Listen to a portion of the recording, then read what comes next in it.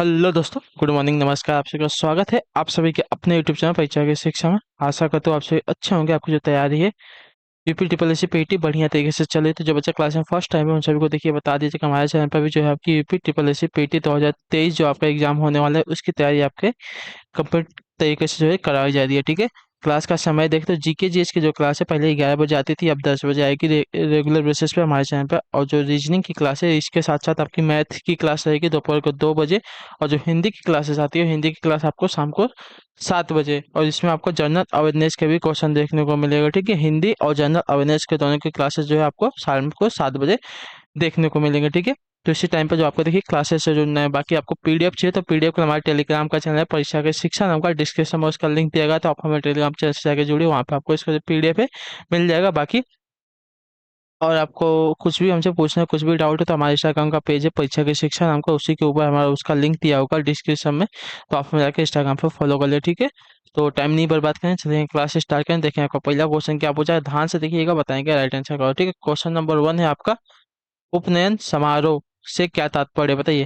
Question number 1 है आपका, उपनयन समारोह से क्या तात्पर्य होता है? साथियों इसका राइट आंसर क्या हो जाएगा? तो देखिए, उपनयन समारोह से तात्पर्य होता है बच्चों को पवित्र जनेऊ धारण कराया जाता है। जो आपका सी वाला विकल्प देगा छठे पे आपका, मतलब पहले पे आपका राइट आंसर। ठीक है, क्लियर है यहाँ तक?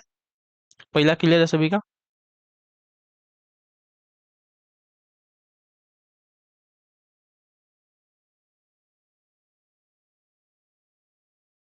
उपनयन समारोह से क्या तात्पर्य होता है? तो बच्चों को पवित्र जनेऊ धारण कराया जाता है। ठीक है, क्लियर है?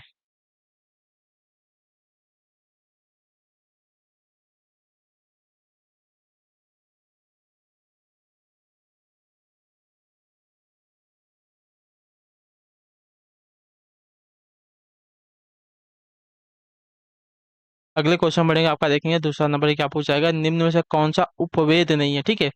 निम्न में से कौन सा उपवेद नहीं होता है? तो इसका राइट आंसर क्या हो जाएगा साथियों?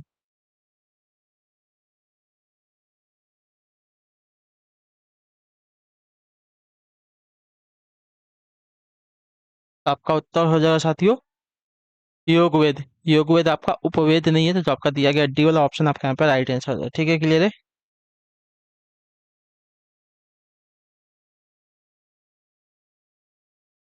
क्लियर है वाला। अगले क्वेश्चन बढ़ेगा आपका, तीसरा नंबर है, अशोक के कौन से शिलालेख में ब्राह्मी लिपि का प्रयोग नहीं किया गया? बताइए। अशोक के कौन से शिलालेख में जो है ब्राह्मी लिपि का प्रयोग नहीं किया गया है? तो आपका उत्तर है शहबाजगढ़ी। ठीक है। शहबाजगढ़ी का जो लेख है उसमें जो है ब्राह्मी लिपि का प्रयोग नहीं किया गया, तो जो आपका बी वाला ऑप्शन दिएगा आपका यहाँ पे राइट आंसर हो जाएगा। ठीक, क्लियर। अगले क्वेश्चन बढ़ेंगे आपका, देखेंगे चौथा नंबर क्या पूछा, विजयनगर साम्राज्य के संस्थापक कौन थे? बताइए। विजयनगर साम्राज्य के संस्थापक कौन थे? साथ ही इसका सही उत्तर क्या हो जाए? तो देखिए, विजयनगर साम्राज्य के संस्थापक जो आप थे हरिहर राव, जो आपका दिया गया ये वाला ऑप्शन आपका राइट आंसर। और इनके एक भाई थे बुक्का। ठीक है। इन दोनों ने मिलकर की थी, तो जो आपका ये वाला ऑप्शन दिया गया आपका राइट आंसर। ये बात याद रखिए, कौन कौन थे, हरिहर और बुक्का, दोनों पूछेगा तो याद रखिए हरिहर और बुक्का नामक दो भाई ने मिलकर जो है विजयनगर साम्राज्य की जो है स्थापना की थी। ये कब की थी? तो 1336 ईस्वी में, ये बात भी याद रखिएगा। ठीक। अगले क्वेश्चन बढ़ेगा आपका, पांचवा नंबर है, क्या पूछा गया है, दिया गया आपका जलालुद्दीन मोहम्मद किस नाम से प्रसिद्ध है? बताइए। जलालु जलालुद्दीन मोहम्मद किस नाम से प्रसिद्ध है साथियों? इसका राइट आंसर क्या हो जाएगा? तो अकबर के नाम से जाओ, का बीएल अभी कब देगा आपका सही उत्तर। ठीक है, क्लियर है यहाँ तक?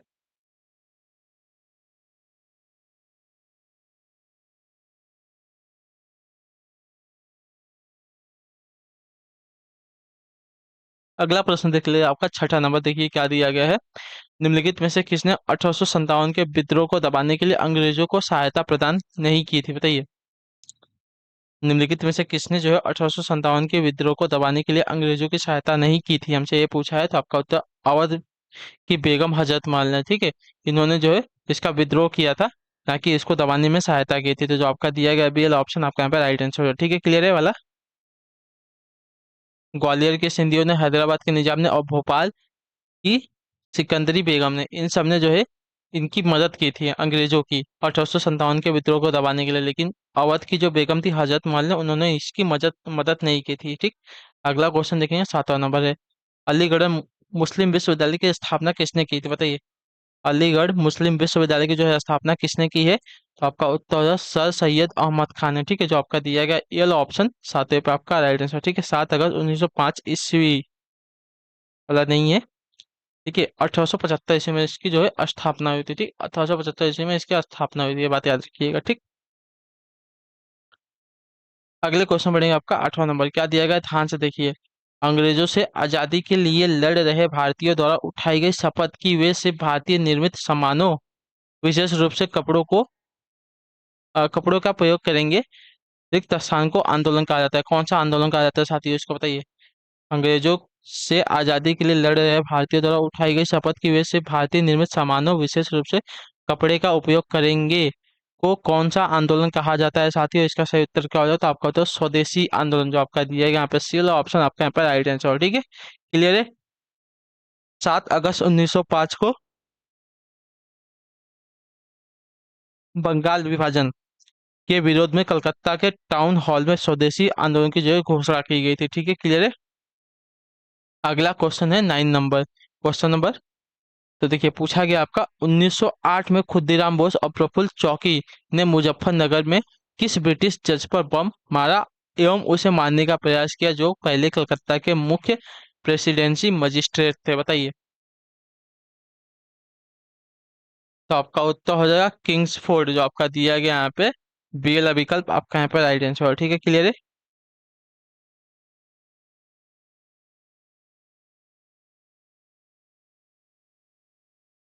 अगले क्वेश्चन बढ़ेंगे, 10वां नंबर है। महात्मा गांधी ने सत्याग्रह सभा का स्थापना कहाँ पे की थी, बताइए। मतलब किस जगह पर नहीं, किस ईस्वी में की थी, हमसे पूछा है, ठीक है। महात्मा गांधी ने सत्याग्रह सभा की जो स्थापना है किस ईस्वी में की थी साथियों? तो आपका राइट आंसर क्या हो जाएगा, तो देखिए फरवरी 1919 में, जो आपका दिया गया यहाँ पे सी वाला ऑप्शन आपका राइट आंसर, ठीक है। महात्मा गांधी ने रॉलेट एक्ट का विरोध करने के लिए फरवरी 1919 में सत्याग्रह सभा की जो है स्थापना की थी, ठीक है। क्लियर है वाला। अगले क्वेश्चन बढ़ेंगे, आपका देखेंगे 11 नंबर दिया गया आपका निम्नलिखित में से कौन सा जिला भारत की अंतर्राष्ट्रीय सीमा पर है, ठीक है। कौन सा जिला जो है भारत की अंतर्राष्ट्रीय सीमा पर, गोरखपुर, जयपुर, किन्नौर या कुलेर? तो सही उत्तर आपका हो जाएगा किन्नौर, जो आपका दिया गया सी वाला ऑप्शन आपका सही उत्तर, ठीक है। हिमाचल प्रदेश का किन्नौर जिला जो अंतर्राष्ट्रीय सीमा पर स्थित है, इस जिले की सीमा जो है आपकी तिब्बत, जो है चीन का वो है, एक प्रदेश है, उसके साथ लगता है, ठीक है। क्लियर है। अगले क्वेश्चन बनेगा आपका 12 नंबर। निम्नलिखित स्थानों में से एमरेल्ड द्वीप समूह कहाँ पर किस नाम से जाना जाता है, ये पूछा है क्या? हाँ। निम्नलिखित में से एमरेल्ड द्वीप समूह के नाम से जाना जाता है, बताइए। द्वीप एमरेल्ड द्वीप समूह के नाम से कौन जाना जाता है, ये पूछा है, ठीक।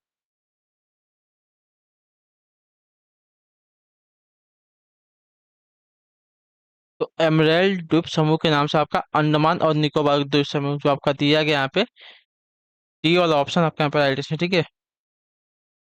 एमरेल्ड द्वीप समूह के नाम से जो आपका अंडमान और निकोबार द्वीप समूह जाना जाता है, ठीक। अगले क्वेश्चन बढ़ेंगे आपका 13 नंबर। इनमें से कौन सा कम हिमालय या हिमाचल के महत्वपूर्ण पहाड़ी रिजॉर्ट्स में से एक नहीं है, बताइए।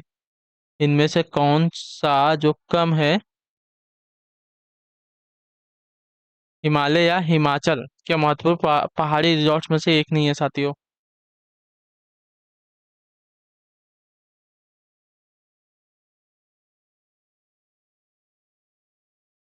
तो आपका जो 1200, जो आपका ये वाला ऑप्शन दिएगा आपका राइट आंसर, ठीक है।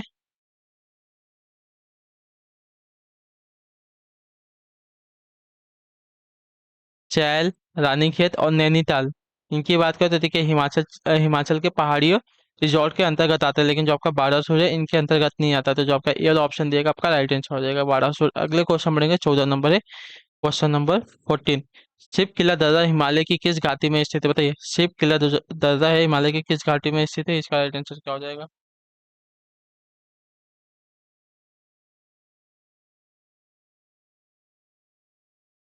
तो सतलज घाटी में, जो आपका दिया गया यहाँ पे डी वाला ऑप्शन सही उत्तर है, ठीक है। शिव किला दर्रा जो आपका हिमालय की सतलज घाटी में स्थित है, जो डी वाला ऑप्शन 14 पे आपका राइट आंसर। अगले क्वेश्चन 15 नंबर क्या दिया है, पश्चिमी विक्षोभ जिस कारण उत्तर पश्चिम भारत में बारिश होती है उसका उसका उत्पत्ति स्थल क्या है, ठीक है, मतलब कहाँ से उत्पन्न होता है वो, ये पूछा, ठीक है। पश्चिमी विक्षोभ जिसके कारण उत्तर पश्चिम भारत में बारिश होती है उसका उत्पत्ति स्थल क्या है, कहाँ से उत्पन्न होता है, तो आपका उत्तर हो जाता है भूमध्य सागर से, जो आपका दिया गया सी वाला ऑप्शन सही उत्तर है, ठीक है, क्लियर। पश्चिमी विक्षोभ जिसके कारण उत्तर पश्चिम भारत में बारिश होती है उसकी उत्पत्ति स्थल आपका हो जाएगा भूमध्य सागर। अगले क्वेश्चन बढ़ेंगे, आपका देखेंगे 16, न्यूनतम समर्थन मूल्य का निर्धारक क्या होता है। न्यूनतम समर्थन मूल्य का निर्धारक क्या होता है, तो इसका राइट आंसर हो जाएगा साथियों आपका कृषि लागत एवं मूल्य आयोग, जो आपका दिया गया सी वाला ऑप्शन आपका है, ठीक है, मिनिमम सपोर्ट प्राइस। इसकी बात करें तो इसका न्यूनतम समर्थन मूल्य का निर्धारक क्या होता है, तो कृषि लागत एवं मूल्य आयोग, जो आपका दिया गया सी वाला ऑप्शन सही उत्तर हो जाएगा, ठीक, क्लियर।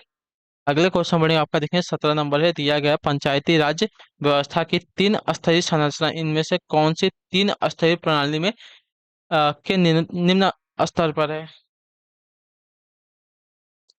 पंचायती राज व्यवस्था की तीन स्तरीय संरचना इनमें से कौन सी तीन स्तरीय प्रणाली के निम्न स्तर पर है साथियों, इसका सही उत्तर क्या हो जाए, तो इसका राइट आंसर होगा ग्राम पंचायती, जो आपका दिया गया है यहाँ पे।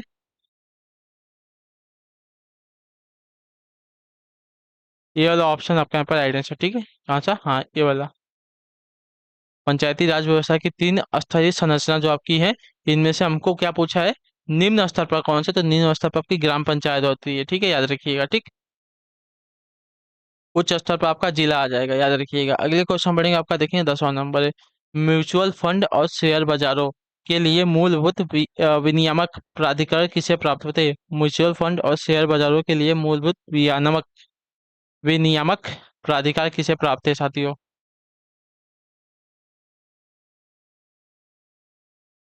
का उत्तर भारतीय प्रतिभूत एवं विनिमय बोर्ड यानी कि सेबी को, ठीक है, सेबी इसका नाम है, इंग्लिश में याद रखिएगा, ठीक।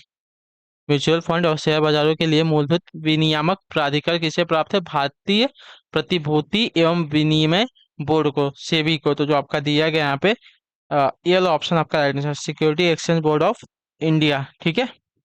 अगले क्वेश्चन बढ़ेंगे, आपका 19 नंबर दिया गया है, वाणिज्य बैंकों के दूसरे राष्ट्रीयकरण में रिक्त स्थान बैंकों का राष्ट्रीयकरण हुआ, कितने बैंकों का हुआ बताइए। वाणिज्यिक बैंकों के दूसरे राष्ट्रीयकरण में, ठीक है,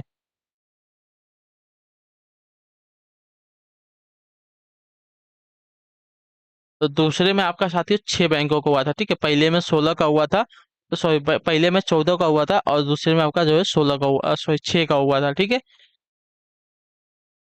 पहली बार जब राष्ट्रीयकरण हुआ था बैंकों का तो उसमें 14 बैंक शामिल थे, उसके बाद जब हुआ तो उसमें 6 बैंक शामिल थे, तो जो आपका दिया गया सी वाला ऑप्शन आपका राइट आंसर, ठीक।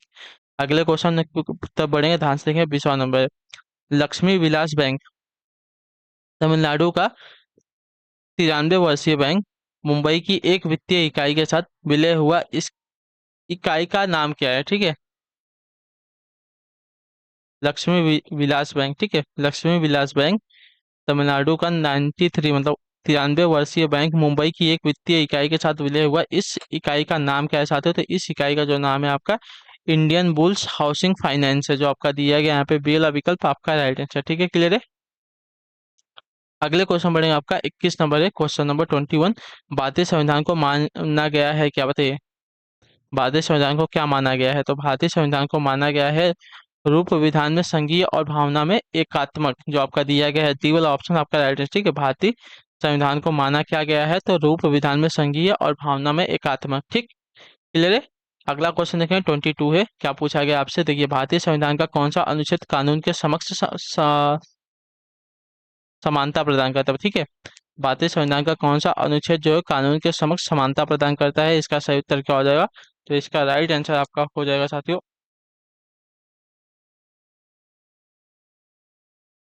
अनुच्छेद 14, ठीक है, आर्टिकल 14 यानी कि अनुच्छेद 14 जो आपका दिया गया बी वाला ऑप्शन आपका राइट आंसर हो जाएगा, ठीक।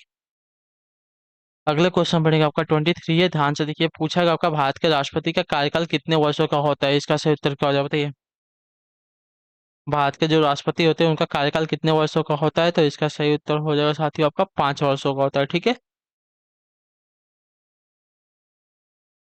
तो जो आपका सी वाला ऑप्शन दिए गए 23 पे आपका सही उत्तर। अगले क्वेश्चन बढ़ेंगे 24 नंबर, क्या दिया गया, पूछा गया आपका भारतीय संविधान के अनुच्छेद 368 का संबंध किससे है बताइए। बातें संविधान के अनुच्छेद 368 का जो संबंध है किससे है, इसका सही उत्तर क्या होगा? तो इसका राइट आंसर हो जाए साथियों संविधान संशोधन प्रक्रिया से, जो आपका दिया गया बी वाला विकल्प आपका राइट आंसर हो। ठीक, क्लियर है यहाँ तक। अगले क्वेश्चन बढ़ेगा आपका, देखेंगे 25 नंबर है। क्या पूछा? भारत की संसद द्वारा हिंदू विवाह अधिनियम कब लागू किया गया है? बताइए। भारत की संसद द्वारा जो है हिंदू विवाह अधिनियम कब लागू किया गया है?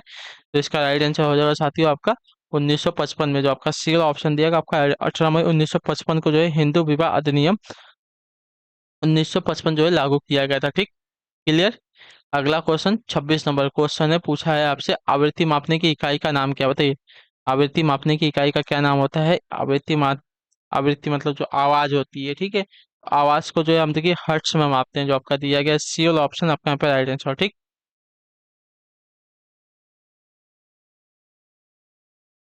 क्लियर है। अगले क्वेश्चन बढ़ेगा आपका 27 नंबर है।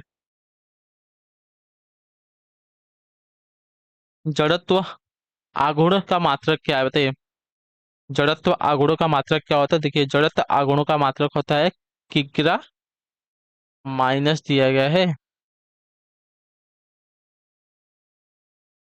मीटर स्क्वायर, जो आपका दिया गया सी वाला ऑप्शन आपका राइट आंसर। ठीक है।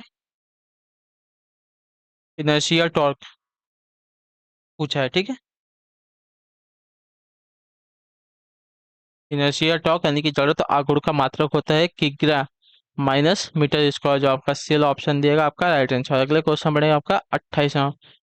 प्रोटॉन का द्रव्यमान होता है क्या? बताइए। प्रोटॉन का द्रव्यमान क्या होता है? देखिए, प्रोटॉन का द्रव्यमान होता है 1.6726 गुणे 10 घाते -24 ग्राम, जो आपका दिया गया ए वाला ऑप्शन आपका यहाँ पर राइट आंसर हो जाएगा। ठीक, क्लियर। अगले क्वेश्चन बढ़ेगा आपका 29 नंबर है। देखिए, पूछा गया आपका निम्नलिखित किसके प्रवाह के कारण एक इलेक्ट्रोलाइट के द्वारा इलेक्ट्रिक करंट पास करती है? बताइए। निम्नलिखित किसके प्रवाह के कारण एक इलेक्ट्रोड जो है किसके द्वारा इलेक्ट्रिक करंट पास करती है? साथियों, इसका सही उत्तर क्या होगा? तो इसका राइट आंसर हो जाएगा साथियों आपका धनात्मक और ऋणात्मक आयन के कारण, जो आपका दिया गया यहाँ पे बी वाला ऑप्शन आपका राइट है। ठीक है, धनात्मक तथा ऋणात्मक आयन के प्रवाह के कारण इलेक्ट्रिक करंट का प्रवाह होता है। करंट का प्रवाह इलेक्ट्रॉन की गति के विपरीत दिशा में होता है। तो जो आपका दिया गया बी वाला ऑप्शन आपका यहाँ पे राइट आंसर। अगले क्वेश्चन बढ़े आपका 30 नंबर है। क्या पूछा गया? आखिरी क्वेश्चन बताएंगे। एंटामोलॉजी का संबंध किससे? बताइए। एंटामोलॉजी का संबंध किससे हो जाएगा? तो देखिए, एंटामोलॉजी का संबंध हो जाएगा साथियों कीट, जो सी वाला ऑप्शन दिएगा आपका राइट है। ठीक है, कीट पतंगों के अध्ययन को जो है एंटामोलॉजी कहते हैं। ठीक, क्लियर है। तो इसी के साथ जो क्लास है आज की यहीं पे कंप्लीट होती है। आई होप कि आपको जो क्लास है ये वाली अच्छी लगी है। अच्छी लगी क्लास को लाइक कर दिया, चैनल में पहली बार तो चैनल को जो है सब्सक्राइब कर दिया। बाकी हम आपसे मिलते हैं आपकी अगली क्लास में, तब तक के लिए टाटा बाय बाय, जय हिंद जय भारत। आपके क्लास से जुड़ने के लिए बहुत बहुत ही धन्यवाद साथियों।